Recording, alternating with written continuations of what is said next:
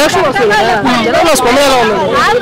చూస్తున్నారుగా మీరే ఈసారి పక్కా జగనే మళ్ళీ వస్తారు. జగనే వస్తారు కాదు. జగన్ మీటింగ్ లోకి జనాలు రావట్లేదు, బలవంతంగా తీసుకొస్తున్నారు అది అంటున్నారు. మరి మీరందరూ బలవంతంగా వచ్చారా?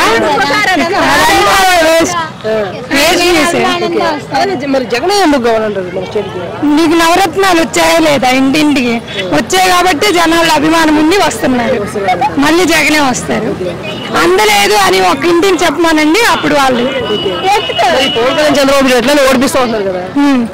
అంతకుముందు చంద్రబాబు వచ్చాడు సార్, అంతకుముందు లేదే మళ్ళీ జగన్ అందుకని ఇప్పుడు చంద్రబాబు ఏమవుతున్నాడంటే జగన్ ఇచ్చే బెనిఫిట్స్ ఏదో దానివల్ల నేను ఇంకా ఎక్కువ ఇస్తాను, అలాగే డెవలప్మెంట్ కూడా చేస్తాను చేయలేదు.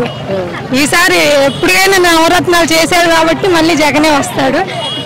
అలాగే పవన్ కళ్యాణ్ కూడా జగన్ తొక్కేస్తాను పట్టడానికి ఈసారి జగన్ ఇంకా లేదు. ఎవరెంత మంది వచ్చినా జగన్ జగనే. వాళ్ళు 4 టీములు కలిసినా 1 మిలియన్ జనాలు వస్తారు, ఇక్కడ ఒకళ్ళు వచ్చినా 1 మిలియన్ జనాలు.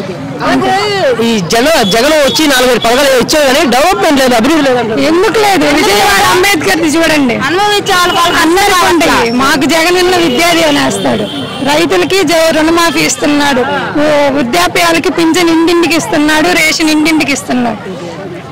ఇంకా ఉద్యోగాలు అంటారా, సచివాలయం కింద ప్రతి ఒక్కరికి చదువుకున్న వాళ్ళకి అది చిన్నదైనా పెద్దదైనా ఉద్యోగాల కిందనే ఇచ్చాడు.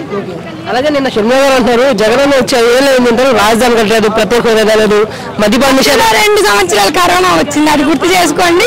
ఆ 2 సంవత్సరాలలో ఉద్యోగస్తులకి జీతం ఇచ్చాడు సగం సగం. అది జీతాలు ఇచ్చాడు. మద్యపాన నిషేధం చేస్తారో చేశారు లేదా? కొంచెమైనా చేశారు. షర్మిల గారు ఏమంటారంటే మా జగన్ అన్నకి ఓటు వేయద్దు, జగన్ ఓటు వేయద్దు అని చెప్తే ఓడుంటారా?